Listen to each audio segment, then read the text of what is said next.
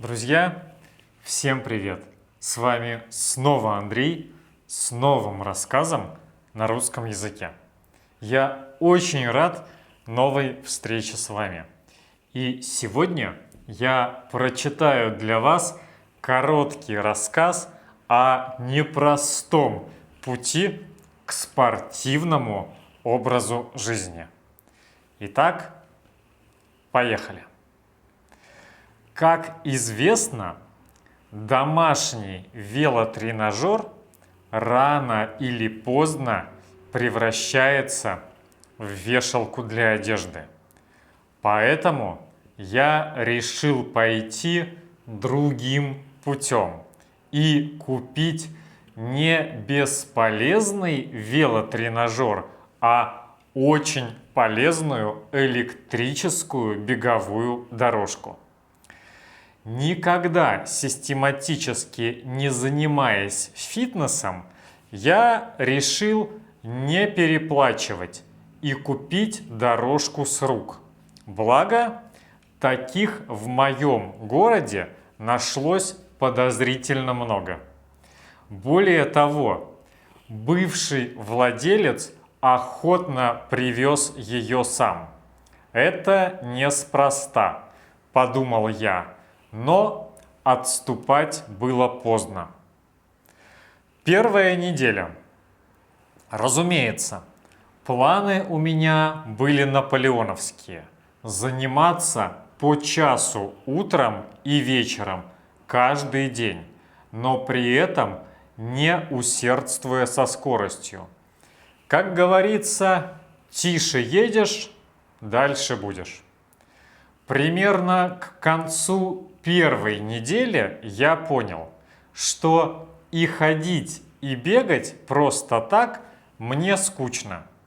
Я злился и начинал смотреть на часы каждые 5 минут. Поэтому пришлось создать плейлист сериалов с часовыми эпизодами. Вторая неделя. С просмотром сериалов дело пошло веселее. Я даже стал предвкушать занятия. Проблема была в том, что на больших скоростях дорожка начинала сильно шуметь и приходилось отвлекаться от сюжета, а иногда и сбрасывать скорость. Это, конечно, сильно сказывалось на эффективности.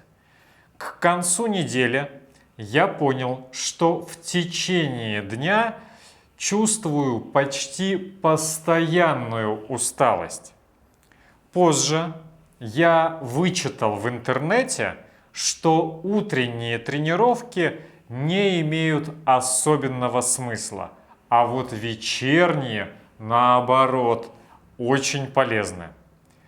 Этим я сразу успокоил свою совесть, быстро отменил утренние часы и ощутил глубокое облегчение. Все равно убежденного фаната фитнеса из меня не получается и вряд ли уже получится. Отмечу преимущество дорожки перед велотренажером. Я его тоже пробовал. На ней нельзя расслабиться настолько, чтобы остановиться совсем. Все-таки необходимость шагать мобилизует. Третья неделя. На этом этапе я понял, что сериалы мне надоели.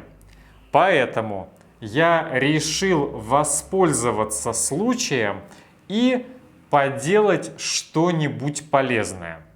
Например, позаниматься немецким языком или послушать аудиокнижки на английском. Это было хорошим решением. Энтузиазм вернулся, зато взмолились соседи. Шумная дорожка по вечерам им мешала. Пришлось скорректировать время и, соответственно, перенести время ужина так, что он стал скорее поздним обедом. Из-за этого вечером я был всегда голодный и не мог уснуть. Я стал ночами ходить к холодильнику и так бороться с бессонницей. Вскоре я начал набирать вес. Тренажер работал совсем не так, как задумано.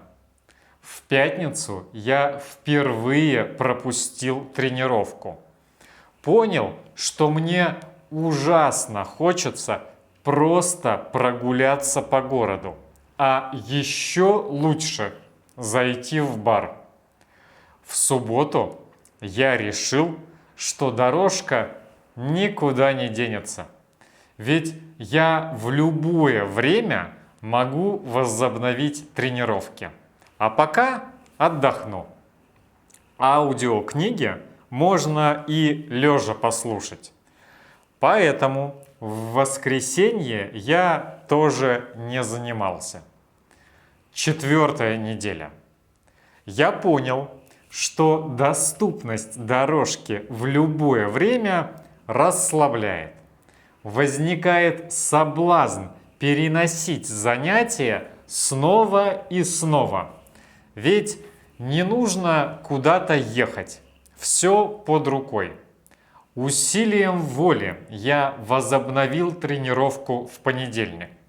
Но в четверг и пятницу у меня возникли непредвиденные обстоятельства. Поэтому я не занимался. Но я чувствовал при этом угрызение совести. Честно-честно. На 31-й день я набросил на тренажер покрывало. Казалось бы, случайно, но оно там и осталось. Ведь когда я вижу покрывало, а не тренажер, то и угрызений совести у меня не возникает. С тех пор прошло 2 недели. К покрывалу добавились 2 подушки, на которых любят спать мои коты. Так что дорожка уже стала лежанкой, но пока еще не превратилась в вешалку. Все впереди. Я опять начал с интересом смотреть сериалы.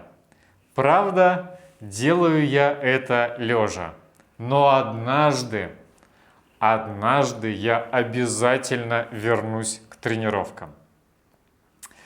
Друзья, вот такая забавная история.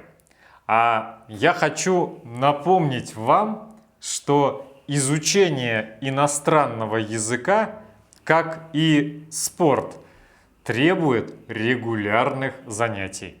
Чтобы добиться успеха, нужно заниматься каждый день, хотя бы понемногу.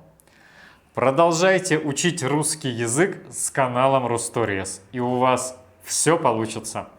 А у меня на сегодня все. Спасибо, что смотрели этот выпуск. Огромной вам удачи и пока!